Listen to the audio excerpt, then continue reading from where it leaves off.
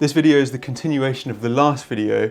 I was going to record essentially a whole week of what I'm up to, and it started becoming quite long. So go back and watch the first one if you haven't already. It explains what it is I'm trying to do at the moment, kind of the rationale behind it all, where I'm up to, what I'm thinking, why I'm making these videos, and we'll dive straight in on Tuesday morning. Spent the last hour or so going through current Instagram, trying to work out, if there's anything in particular that I feel like I'd love to post about. And then in my little database of Instagram content creation, been just coming up with some ideas and decided something I really wanted to do at the moment was put together a little short video from one of the workshops that I ran last summer that I can kick out on Instagram amongst 3 or 4 other posts. So I'm trying to get 5 posts done today. So I've got a bit of a backlog for the next week or so that I can then post from. Trying to kind of batch stuff together as much as possible. This is a little behind the scenes of my funky setup to try and get an Instagram reel. So got my tripod on my desk, camera right there, filming this on my phone. Got my huge light, which I've had for ages. I just kind of keep it there permanently. Makes my Zoom calls and all my videos just so much easier to look nice. But yeah, that's there. My script and stuff, and then I'm just chatting away, seeing if I can make something remotely interesting. Okay, it's been a couple of hours since filming that reel, edited it, and I'm now working on a couple of graphic-y posts. Until recently I've been doing these all in Illustrator, just Adobe stuff, but I was finding there was so much friction with getting everything done in Illustrator that I've moved over to Canva. Well aware that Canva is so much less powerful, but it's just so much easier, and I can really easily pick up stuff on the go, on the iPad, on my phone. I can go in and make changes really easily. It just feels easy to do stuff, and I've been doing these carousels and I'm sticking little graphics behind some of the stuff, and the stock library on Canva is great. You pay however much it is a month and you just get kind of unlimited little graphic elements in there. So I'm talking about price anchoring in this and about how we work out the value of something based on the stuff next to it. And so like my final slide is you determine if the biggest drink at McDonald's is worth it based on the price difference from the medium drink. It's just an interesting thing to realise. The way that we work in life, we work out if something is valuable based on how the price of it compares with other similar options. And rather than spending ages designing those, you just drag them out from the library. So it just feels really easy, and I can grab it on the go, kick it out to Instagram really easily. So that's what I've been working on, and I think the kind of the learning there for me recently has been that actually sometimes, quite a lot of the time, it's worth sacrificing features and technical power and ability for frictionless experiences. And I was like, oh well, obviously I'm going to use Adobe Illustrator. It's the best thing out there. I'm paying for it already because I use it for video editing, use their Adobe stuff for editing videos. Why would I not use the best thing out there? Well, I might not use the best thing out there because there's something else out there that might not be as powerful, but it's simpler. And so that's kind of the thing I'm trying to learn at the moment, is that I don't always need the most powerful tools. Sometimes I can sacrifice power and capability to just get something that makes my life a little bit easier and is a bit simpler, even if it's got more restrictions and stuff. So there we go, Canva.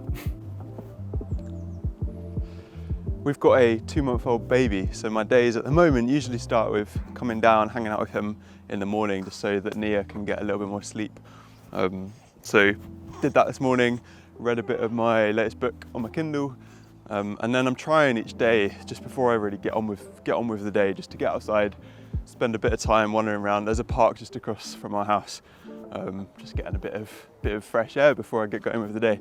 So I'm doing that now. Start getting my head in the right mode for the day, thinking about what kind of things I want to be doing. I was listening to a great podcast this morning about growth mindset, and really just this idea of like, our capabilities, our potentials, our skills are flexible and can grow. And it's really easy, particularly for me, to get stuck in this fixed mindset of like, I'm bad at this, I find this hard, and so therefore I'm never going to be good at it. And just kind of helpful to have that bit of refresh of all that I'm doing at the moment in my life is trying to build and learn and grow and stretch myself, which by definition means that I'm finding quite a lot hard at the moment.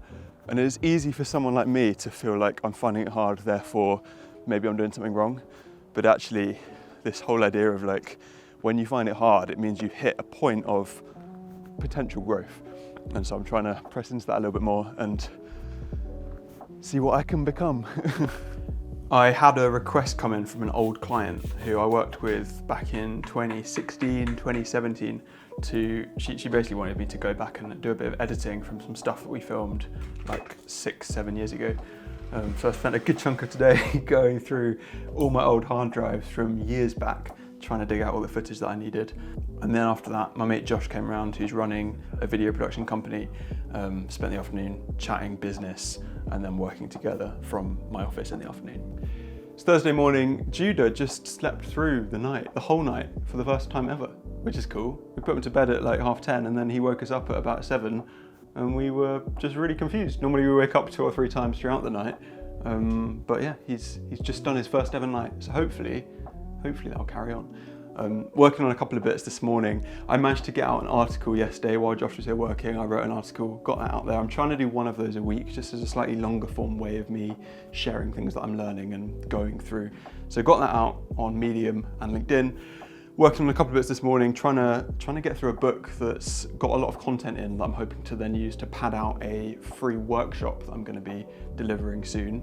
And then this afternoon we're off to go and help out one of my mates he's a baker and he's starting up his own cafe basically 1 day a week. And so we're going along to basically do a taster, try out his food, look at his menu, chat business, talk about what he's up to, see if we can give him any suggestions. So that'll be a fun afternoon.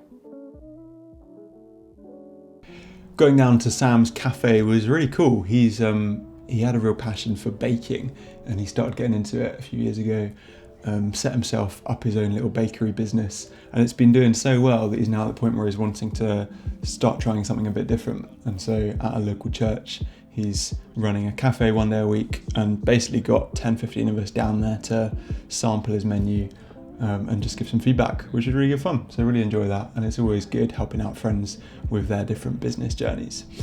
It's now Friday.